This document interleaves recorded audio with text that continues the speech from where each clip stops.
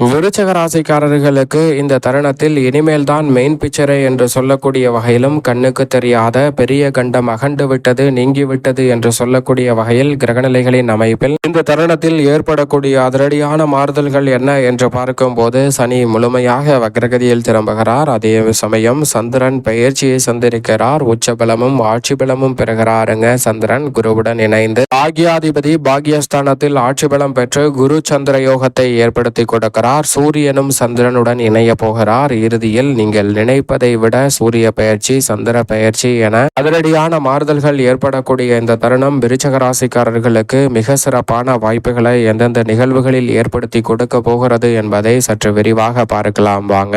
அதற்கு முன் உங்களுக்கு முருகப்பெருமான் பிடிக்கும் என்றால் முருகப்பெருமானின் அருளால் நிறைந்த நன்மையும் முன்னேற்றமும் உங்களுடைய வாழ்வில் கிடைக்கும் என்ற நம்பிக்கை இருந்தால் நிச்சயமாக இந்த வீடியோவுக்கு லைக் செய்யுங்க. நம்ம சேனலை மறக்காம சப்ஸ்கிரைப் பண்ணிக்கங்க. முருகனின் அருளால் நிறைந்த நன்மையும் முன்னேற்றமும் உங்களுடைய வாழ்வில் உறுதியாகவே விருச்சக ராசிக்காரர்கள் ஆகிய உங்களுக்கு நிச்சயமாக தேடி வரும் என்பதில் சந்தேகமே இல்லை.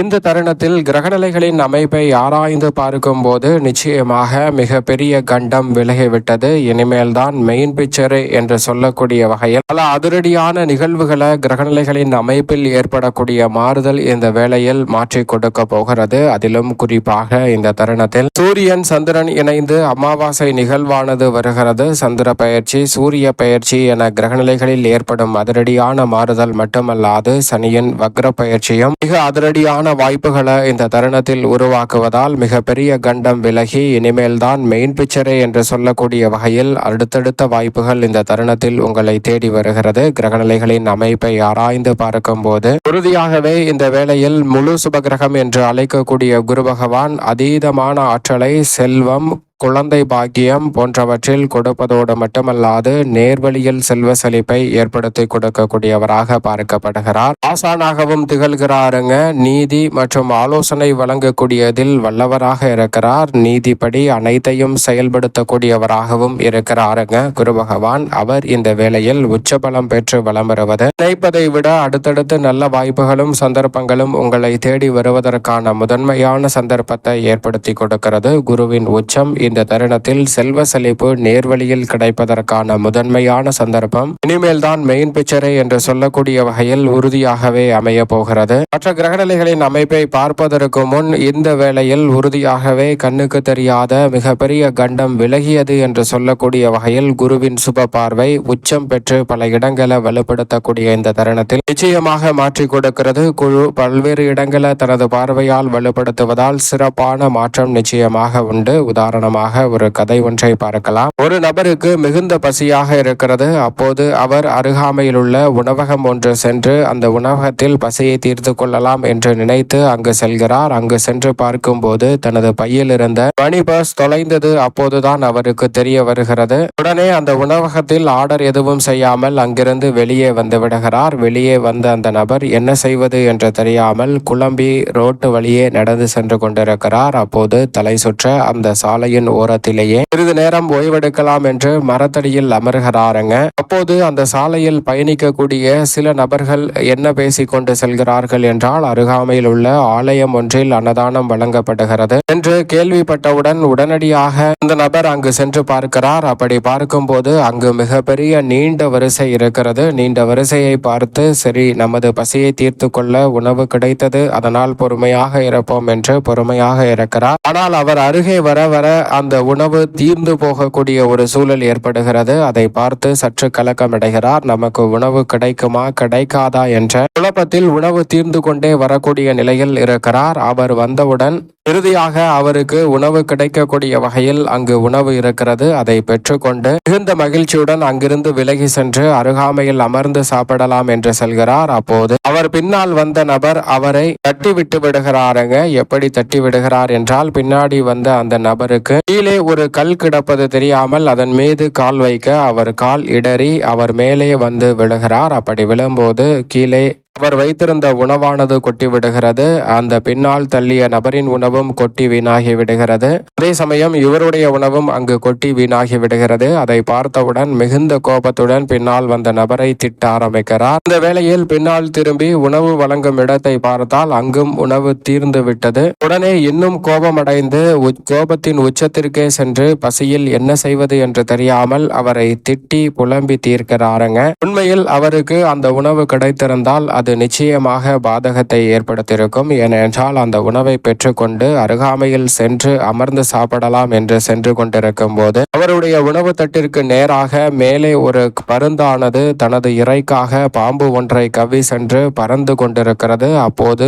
பாம்பு அந்த கழுகிடமிருந்து எப்படியாவது தப்பித்து விட வேண்டும் என தனது கொடுமையான விஷத்தை அங்கு கழுகின் மீது கக்க அதில் சில துளிகள் தான் இவர் வாங்கி நகர்ந்து கொண்டு வரக்கூடிய வேளையில் அவருடைய தட்டில் விழுந்து விடுகிறது. உண்மையில் அவருக்கு மிகப்பெரிய கண்டமானது அங்கு விலகி இருக்கிறது என்பதுதான் யதார்த்தமான உண்மை. சில நேரங்களில் இதுபோன்றுதான் நமக்கும் பல சோதனைகள் வரலாம். இந்த நேரங்களில் நாம் நிலை தடுமாறி போய்விடுவோம். ஆனால் அங்கு பிறகு என்ன நடந்தது என்று பார்த்தால் அந்த பாத்திரத்தில் உணவு தீர்ந்தவுடன் அன்னதானத்தில் வேறொரு பாத்திரத்தில் புதிய பாத்திரம் நிறைய உணவு எடுத்து கொண்டு வந்து வைத்து மீண்டும் உணவு வழங்க ஆரம்பிக்கிறார்கள். உடனே அவருக்கு மிகுந்த மகிழ்ச்சி ஏற்படுகிறது. அந்த வரிசையில் மீண்டும் சென்று நின்று மிக பெரிய அளவுல அவருக்கு உணவு கிடைக்கவும் அந்த உணவை வாங்கி சாப்பிட்டு பசியார மன நிம்மதி பெறுகிறாருங்க. உண்மையில் அவருக்கு கிடைத்த முதல் வாய்ப்பு பறிபோகிருந்தாலும் அதில் அவருக்கு பெரிய கண்டம் இருப்பது தெரியவில்லை என்பதுதான் யதார்த்தமான உண்மை. இந்த தருணத்தில் அதுபோன்றுதான் நம்மளுடைய வாழ்விலும் சில நேரங்களில் நாம் விருப்பப்பட்டு அல்லது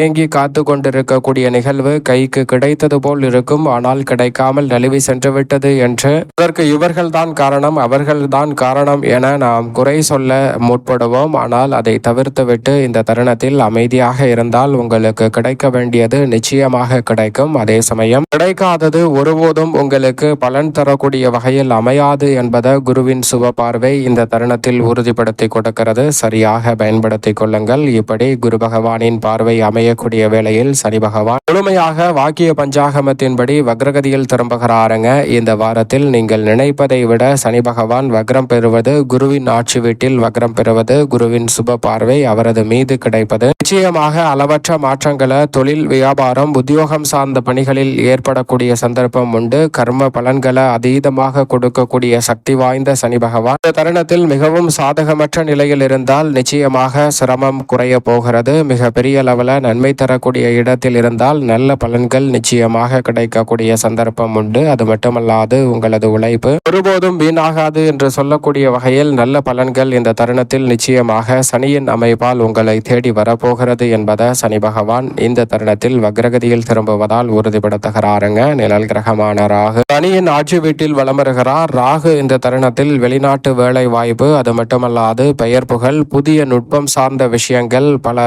விஷயங்களை இணையதளத்தில் கற்றுக்கொள்ளுதல் போன்றவற்றை இந்த தருணத்தில் சிறப்பாக மாற்றிக் கொடுக்கிறாருங்க. இனிமேல் தான் மெயின் பிக்சரை என்று சொல்லக்கூடிய வகையில் இறுதி தருவாயில் வலம் வரக்கூடிய ராகுவின் அமைப்பால் சிறப்பான மாற்றம் உண்டு. அதே போன்று அத்தனைக்கும் ஆசைப்படக்கூடிய சுக்கிரனும் அத்தனையும் வெறுத்து ஒதுக்கக்கூடிய கேதுவும் இணைந்து சூரியனின் வீட்டை வலுப்படுத்துகின்றன. கேது ஆன்மீகம் மற்றும் ஞானம், மோட்சத்தின் அதிபதியாக பார்க்கப்படுகிறார். சுக்கிரன் மிக வலுவாக காதல், ஆடம்பரம், வசதி வாய்ப்பு, கலை என அனைத்திலும் ஆசை கொள்ளக்கூடிய மோகத்தை கொடுக்கக்கூடியவராக இருக்கிறார். இந்த இரு கிரகநிலைகளும் ஒன்றாக இணைந்து முதன்மை கிரகமான சூரியனின் வீட்டில் இருப்பதால் பல அதிரடியான மாற்றங்கள் நிச்சயமாக உண்டு. உங்களுடைய ஆசை விருப்பம் நிறைவேறக்கூடிய வகையில் பல நல்ல சந்தர்ப்பங்கள் இந்த தருணத்தில் நிச்சயமாக கைகூட போகிறது. முதன்மை கிரகமாக இருக்கக்கூடிய சூரியன் ஆளுமையும் அதிகாரத்தையும் கொடுக்கக்கூடியவராகவும், தந்தை வழி உறவுகள், கௌரவம், தன்னம்பிக்கத்தை கொடுக்கக்கூடியவராகவும் இருக்கிறார். அவர் இந்த தருணத்தில் புதனின் ஆட்சி வீட்டிலிருந்து விலகி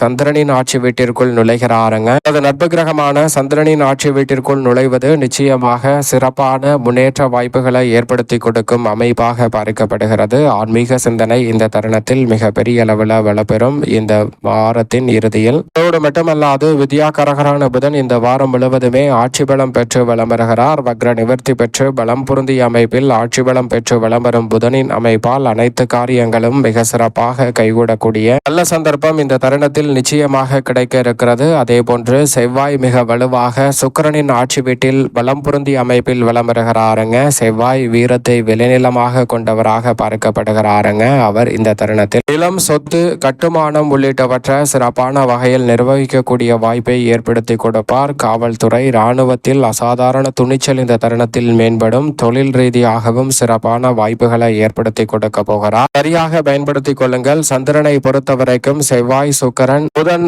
ஆட்சி பலம், தனது ஆட்சி வீட்டிலும் ஆட்சி பலம் பெறுகிறார். பிறகு சூரியன் வீட்டிலும் நுழைய போகிறாருங்க. சந்திரன் மனநிலையும் மன நிம்மதியை இந்த தருணத்தில் கொடுக்கக்கூடியவராகவும் உணர்வுகளை கட்டுப்படுத்தக்கூடிய சந்தர்ப்பத்தை ஏற்படுத்தி கொடுக்கிறார். உச்சபலம் பெறுவதால் தாய்வழி ஆதரவு நிறைவாக கிடைக்கும். நீங்கள் எதிர்பார்க்கக்கூடிய பல நல்ல மாற்றங்கள் சந்திரனின் அருளால் அமாவாசைக்கு பிறகு நீங்கள் நினைப்பதை விட அற்புதமாக கைகூடக்கூடிய சந்தர்ப்பம் இந்த தருணத்தில் உண்டு. அதற்கு முன் உச்சபலம் பெற்ற அமைப்பிலும் பலம் பெறுகிறார். அதைத் தொடர்ந்து ஆட்சி பலமும் பெறுகிறாருங்க. எனவே சந்திரனின் அமைப்பு இந்த தருணத்தில் தடைகளை தகர்த்தறிந்து சிறப்பான முன்னேற்றத்திற்கும் வளர்ச்சிக்கும் உறுதுணையாக அடித்தளமிடக்கூடிய அமைப்பாக பார்க்கப்படுகிறது. மேலும் நவகிரக நிலைகளின் அமைப்பும் இப்படி இருக்கக்கூடிய தருணத்தில் மேலும் என்னென்ன மாற்றங்கள் ஏற்படுகிறது என்பதை பார்க்கலாம்.